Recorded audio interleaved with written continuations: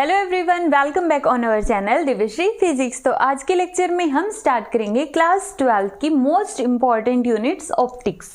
Optics के अंदर हम रे ऑप्टिक्स को पहले ही कवर कर चुके, जिसका लिंक आई बटन में भी मिल जाएगा और डिस्क्रिप्शन के अंदर भी मिल जाएगा। ठीक है, तो मीन्स रे ऑप्टिक्स हमने कंप्लीट कर लिए। तो अब हम स्टार्ट करेंगे वेव ऑप्टिक्स को।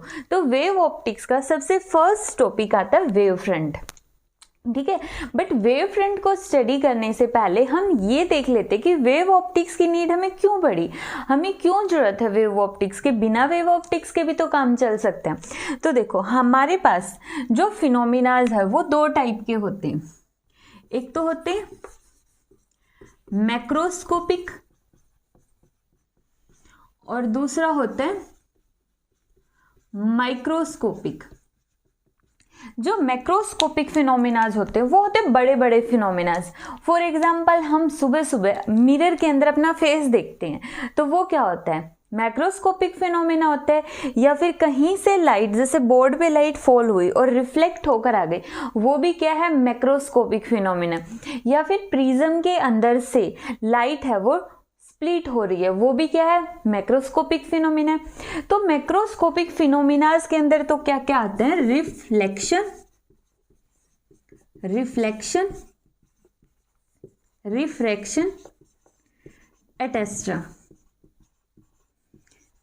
देखो, मींस जो माइक्रोस्कोपिक ब्रांच होती है, माइक्रोस्कोपिक के अंदर हम यूज करते हैं जितने भी फिनोमिनाज है माइक्रोस्कोपिक के अंदर, उनको एक्सप्लेन करने के लिए हम यूज करेंगे रे ऑप्टिक्स।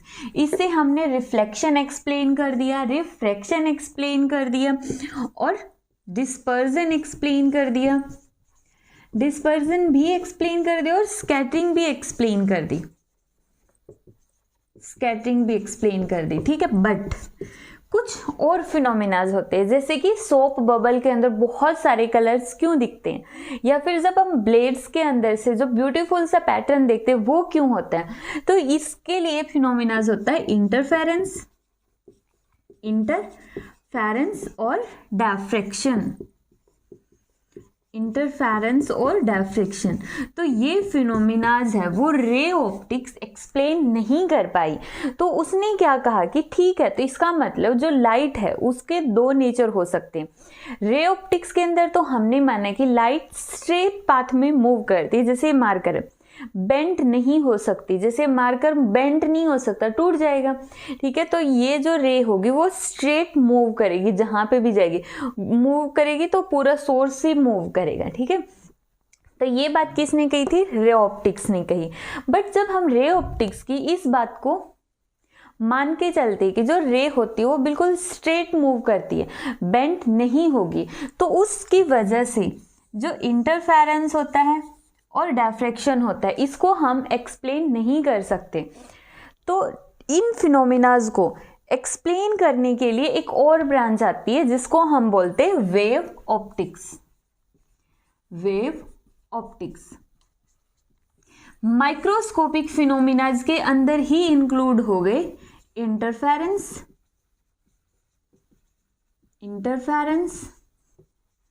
डायफ्रैक्शन और पोलराइजेशन।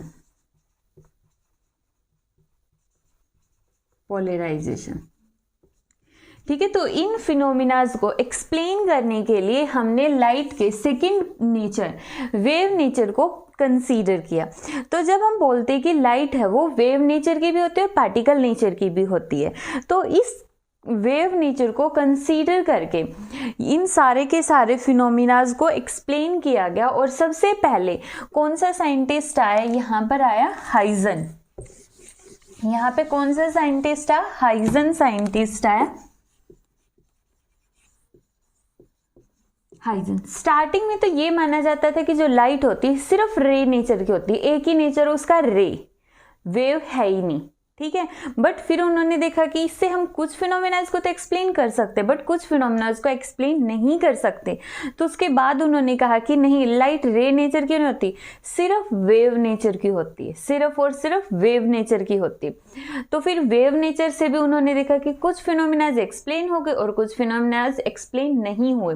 तो फिर इनके माइंड में आया कि जो लाइट होती है उसके दोनों नेचर होते हैं, और इसी के बेस्ड पर हमारी नेक्स्ट यूनिट बनी dual nature of matter and radiations. ठीक है। तो अभी के टाइम पे जो साइंटिस्ट आएगा हाइजन, इसने ये माना कि लाइट का सिर्फ एक ही नेचर, ओनली वन नेचर, और वो नेचर कैसा है, वेव नेचर। ठीक है। तो यहाँ पे जो हाइजन है इसने माना कि पूरा का पूरा स्पेस, ये वाला स्पेस, ये स्पेस, ये स्पेस, ये स्पेस, मतलब हमारे चारों तरफ जितना भी स्पेस है उस पूरे स्पेस में एक मटेरियल है। वो कौन सा मटेरियल है, लुमिनीफेरस एथर।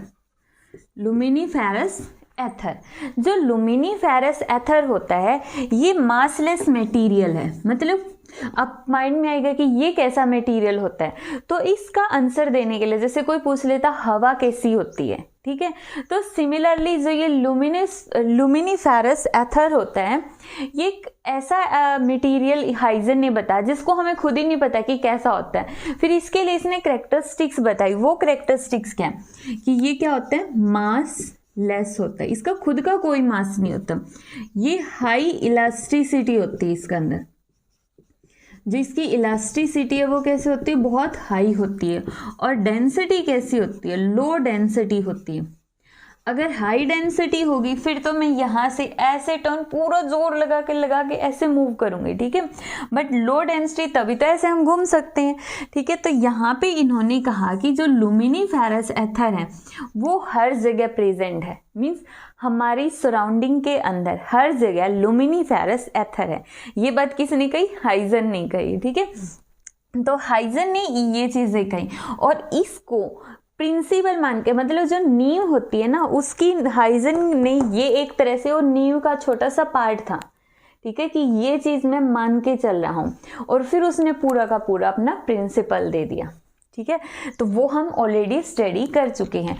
अब जो हाइजन है उसने बहुत सारे फिनोमेनाज को तो एक्सप्लेन कर दिया, बट फिर से बहुत सारे फिनोमेनाज को एक्सप्लेन नहीं कर पाया, जो हम आने वाले नेक्स्ट लेक्चर्स के अंदर पढ़ेंगे। कि उसने रिफ्लेक्शन को एक्सप्लेन कर दिया, उसने रिफ्रैक्शन को एक्सप्लेन कर दिया, बट वही इंटरफेरेंस और डायफ्रैक्शन को वो एक्सप्लेन नहीं कर पाया।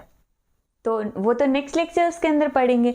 तो हाइजन ने सबसे पहले जो वेव्स के बारे में बताया उसके अंदर एक वर्ड आएगा वेव फ्रंट। Wave front. अब हाइजन का प्रिंसिपल तो हम नेक्स्ट लेक्चर में पढ़ेंगे। ठीक है। उससे पहले हम ये देख लेते हैं कि वेव फ्रंट क्या होता है। ठीक है। तो स्टार्ट करते हैं वेव फ्रंट। इंट्रोडक्शन हमारा हो गया, मीन्स वेव नेचर का। देखो, वेव फ्रंट को एक्सप्लेन करने के लिए हम मान के चलते वही जो मैं हर लेक्चर के अंदर बोल दूँ, फिजिक्स के अंदर कुछ कुछ चीज़ों को थोड़ा सा और कॉम्प्लिकेटेड बना देते हैं वर्ड्स के थ्रू। इन्होंने कहा, हाइजन ने यहाँ पे, कि जो लाइट का सोर्स होता है वो लाइट एमिट नहीं करता, वो डिस्टर्बेंस एमिट करता है। इन्होंने एक वर्ड नाम दे दिया, मतलब लाइट का ही दूसरा नाम दे दिया कि लाइट सोर्स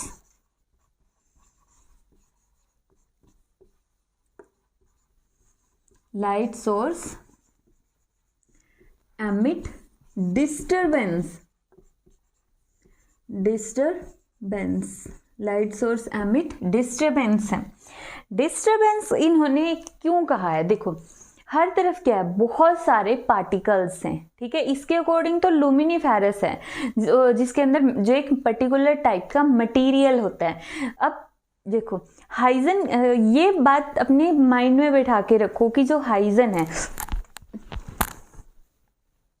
जो हाइजन होता है उसने क्या मान के चला कि हमारे चारों तरफ जैसे एयर है उसी तरह हमारे चारों तरफ, इसने कहा, एक एथर है।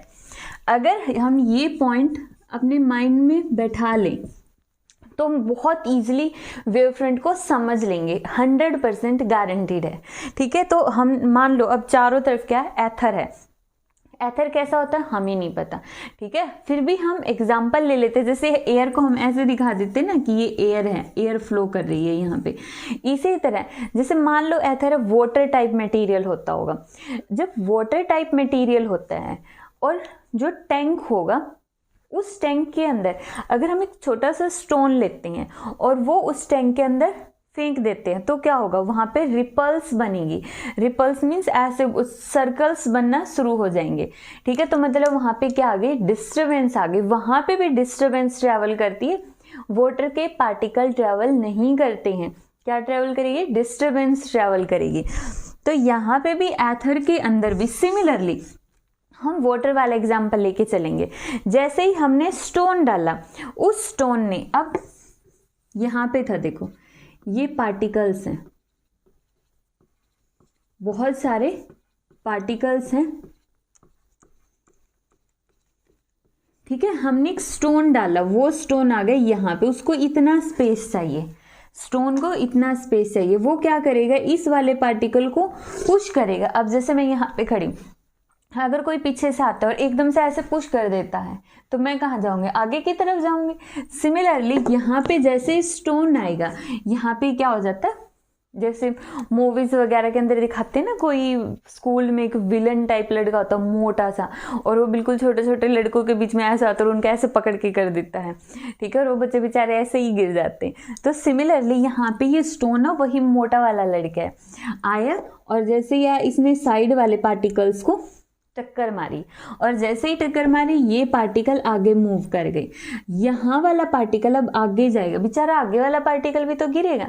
ठीक है, तो वहां पे जैसे देखो प्रेयर हो रही है और उसके अंदर अगर एक स्टूडेंट है, उसको कोई जोर का धक्का मार दे तो वो स्टूडेंट आगे जाएगा, फिर आगे वाले से टकराएगा तो सेकंड वाला भी आगे जाएगा, सेकंड वाला थर्ड वाले से टकराएगा, थर्ड वाला फोर्थ वाले से टकराएगा। तो मतलब वो जो डिस्टर्बेंस है सीक्वेंस वाइज ऐसे चल रही है। ठीक है, ऐसे ऐसे ऐसे मूव कर रही है। तो यहाँ पे भी ये वाला पार्टिकल आगे गया, यहाँ पे गया, फिर ये वाला पार्टिकल आगे गया। ठीक है, ऐसा नहीं है कि ये पार्टिकल आगे चले गए, ये वापिस से भी आएंगे बैक पोजीशन में। ठीक है, ये वापिस भी आते हैं। तो यहाँ पे भी क्या हो रहा है, यहाँ पे भी जैसे वाटर के पार्टिकल आगे की तरफ मूव करके फिर वापिस आ रहे, इसी तरह एथर के अंदर भी होता है।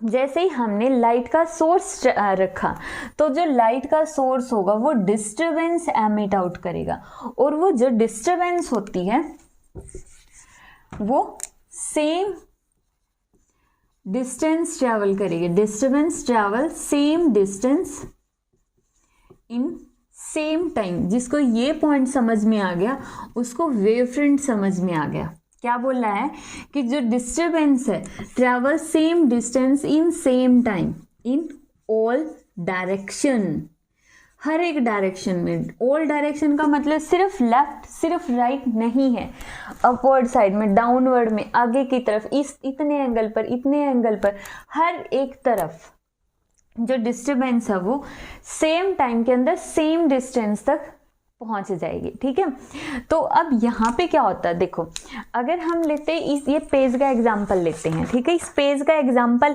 अगर हमने लिया और यहाँ पे हम एक लाइट का सोर्स कंसीडर कर रहे हैं। ठीक है, अब लाइट के सोर्स से जो लाइट निकल रही है हर तरफ गई, इस तरफ भी, इस तरफ भी, इस तरफ भी, इस तरफ भी और इस तरफ भी।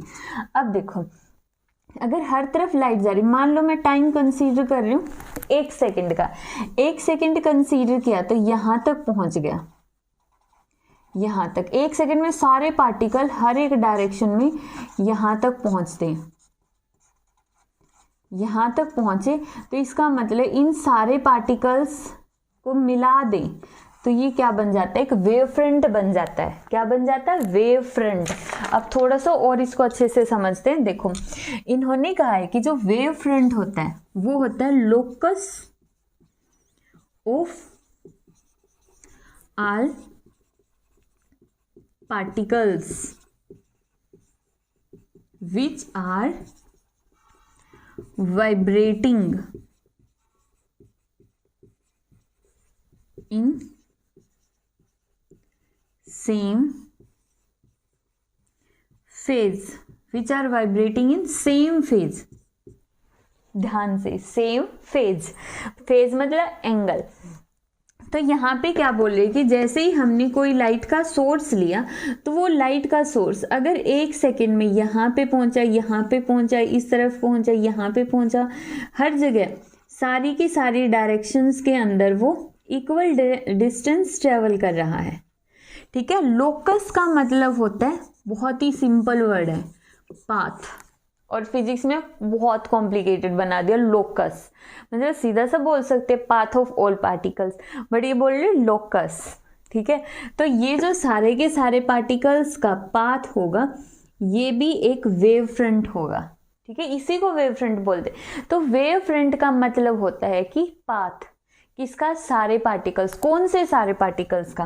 क्या हम यहाँ वाला पार्टिकल या यहाँ वाला पार्टिकल भी ले सकते हैं? बिल्कुल भी नहीं। हम वो सारे पार्टिकल लेंगे जो सेम एंगल पर होंगे। अगर लाइट के गिरने से कोई पार्टिकल ऊपर गया तो सारे पार्टिकल ऊपर उठने वाले ले रहे हैं, मतलब ऊपर उठे हुए पार्टिकल्स। ठीक है। और अगर वो मान लो टाइम थोड़ा और बढ़ा दिया, फिर वो पार्टिकल नीचे आएंगे तो हम नीचे वाला लेंगे। सिमिलरली यहाँ पे क्या बोले, अगर हम टाइमिंग को थोड़ा और बढ़ा दें तो सारे पार्टिकल्स यहाँ पे पहुँच जाएंगे। तो अब इन पार्टिकल्स का जो सेकंड वाला पाथ होगा, ये भी क्या होगा, एक वेव फ्रंट होगा।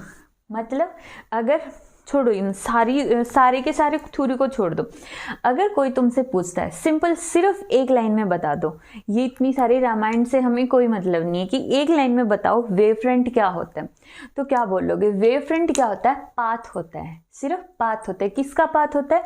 उन सारे पार्टिकल्स का जो एक ही एंगल पर वाइब्रेट करते हैं, एक ही एंगल पर वाइब्रेट करते हैं, उनका जो पाथ होता है ना, उसी को वेव फ्रंट बोलते हैं। जैसे व्हीकल जिस पाथ से जाते हैं उसको हम क्या बोलते हैं? रोड बोलते हैं।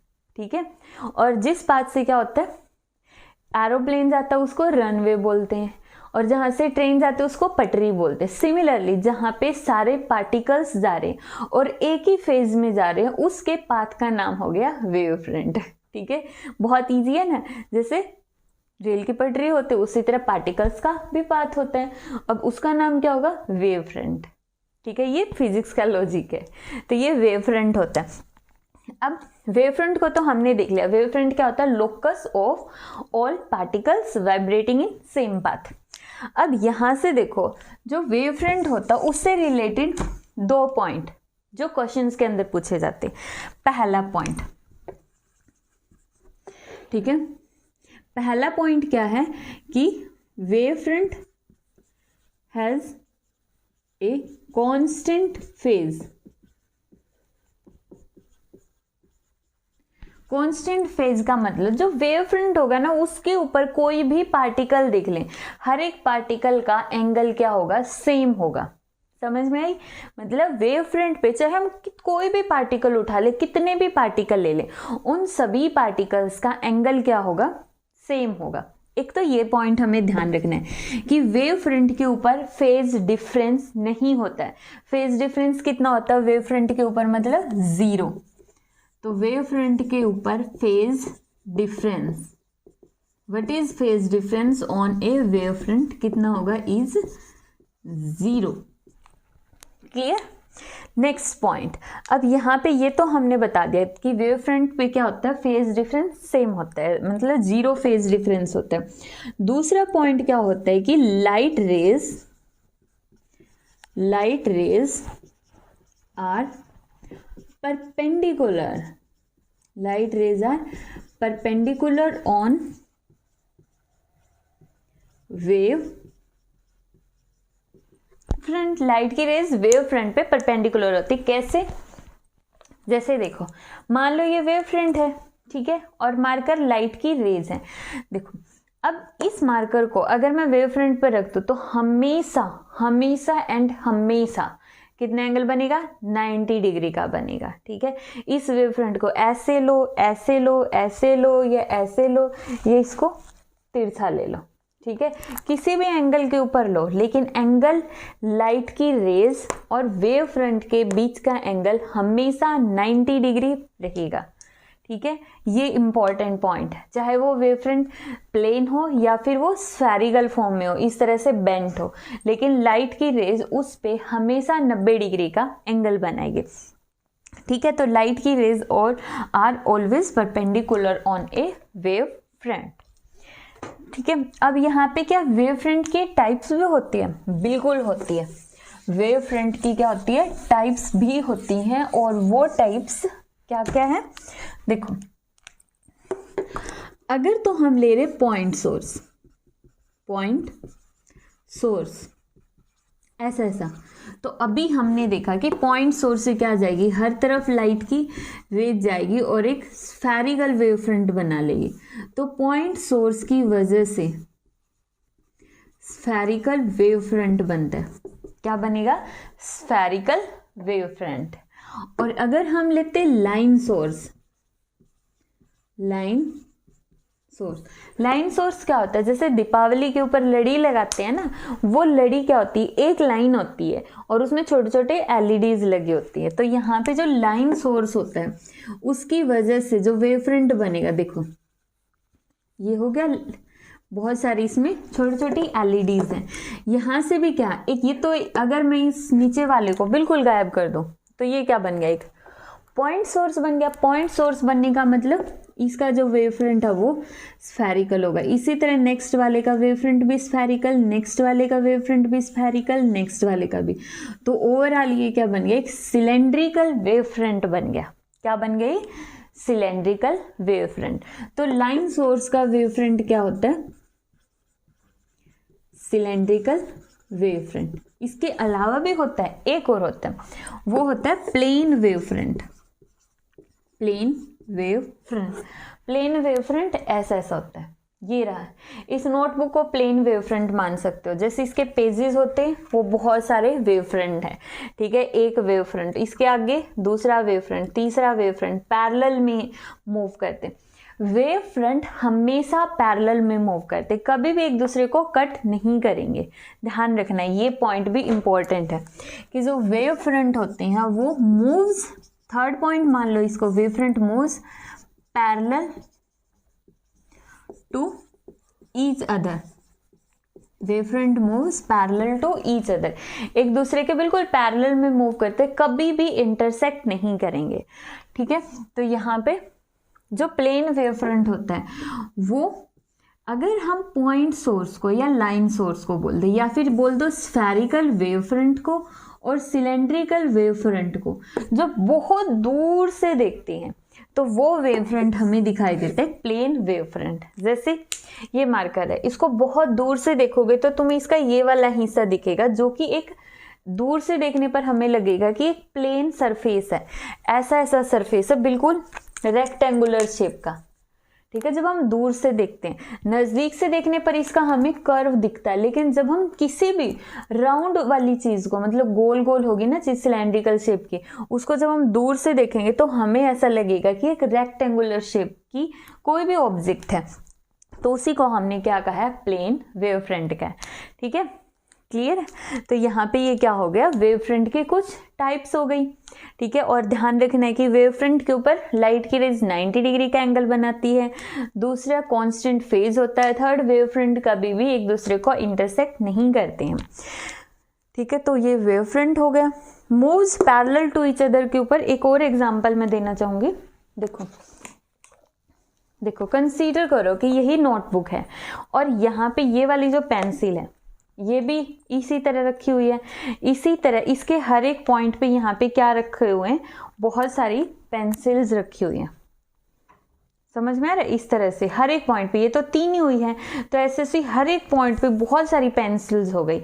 अगर यहाँ पे वेव फ्रंट का मतलब क्या है, देखो ध्यान से समझना। अब मैं यहाँ पे ये 3 ही पेंसिल ले रही हूँ, सिर्फ ध्यान से देखना, 3 पेंसिल्स है। इनका ये आगे वाला पोर्शन ये भी वेव फ्रंट बना रहा है। अगर मैं इसको कट कर दूँ, इस वाइट लाइन के पास से कट कर दूँ, तो कट करते ही वहाँ पे वो क्या मिलेगा, एक दूसरा वेव फ्रंट मिलेगा। अगर इसके बाद में कितनी भी आगे से, थोड़ी सी आगे से और कट कर दो, फिर हमें सिमिलरली वैसा ही वेव फ्रंट फिर से मिलेगा। अगर हम यहाँ तक पहुँच जाते इस वाले हिस्से तक, तो भी हमें वैसा ही वेव फ्रंट मिलता है। तो वेव फ्रंट जो होता है पैरेलली मूव करता है एक दूसरे के ऊपर, ठीक है, इंटरसेक्ट नहीं करेगा। तो ये तो था हमारा वेव फ्रंट। तो अब हम नेक्स्ट लेक्चर्स के अंदर हम देखेंगे कि किस तरह से हाइजन ने रिफ्लेक्शन और रिफ्रैक्शन को एक्सप्लेन किया और कहाँ पे उसकी लिमिटेशंस रही।